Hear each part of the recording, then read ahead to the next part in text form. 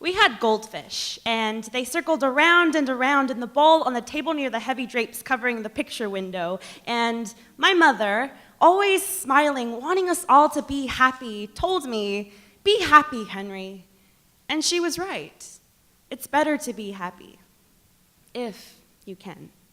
But my father continued to beat her and me several times a week while raging inside his 6'2" frame because he couldn't understand what was attacking him from within. My mother, poor fish, wanting to be happy, beaten 2 or 3 times a week, telling me to be happy. "Henry, smile. Why don't you ever smile?" And then she would smile to show me how, and it was the saddest smile I ever saw. One day, the goldfish died, all 5 of them. They floated on the water on their sides, their eyes still open. And when my father got home, he threw them to the cat there on the kitchen floor, and we watched as my mother smiled.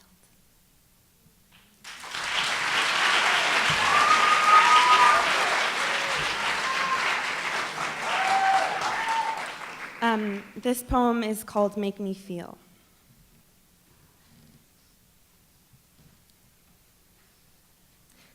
Some days, I don't know what I'm doing.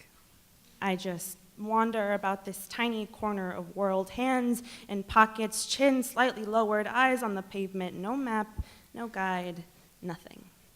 I inhale swollen particles of nothing, and my lungs are smothered by vacancy, but there's this little ball of something struggling to make its way up out my throat in the shape of a cry. It never makes it out.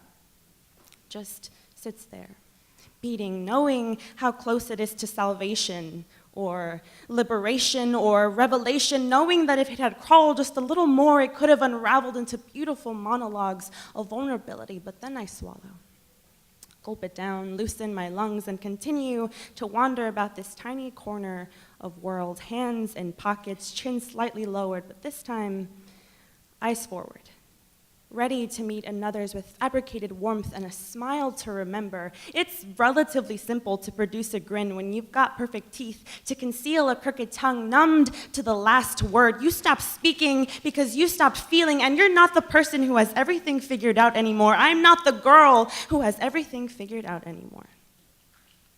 I don't have every answer or every idea. I can't even figure out what kind of girl I am, but at least I do know what I'm doing when I grind those thick nothings into a smile. So if you notice my lips tremble, know that I don't need you to caress me with pity and tell me that I'm going to be okay. I don't need you to touch me. I don't need you to feel me. I need you to make me feel.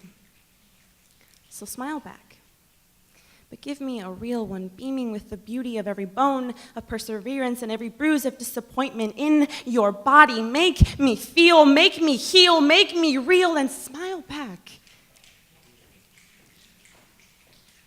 So I can breathe in my dreams tonight and wake up the next morning when my body says, "Go ahead, you're safe."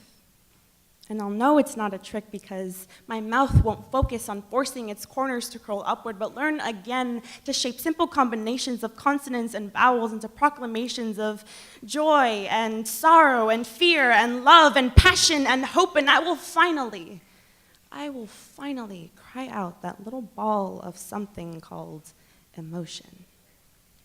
But until that moment, I'll just keep wandering about this tiny corner of world, yearning for a smile to remember. Thank you.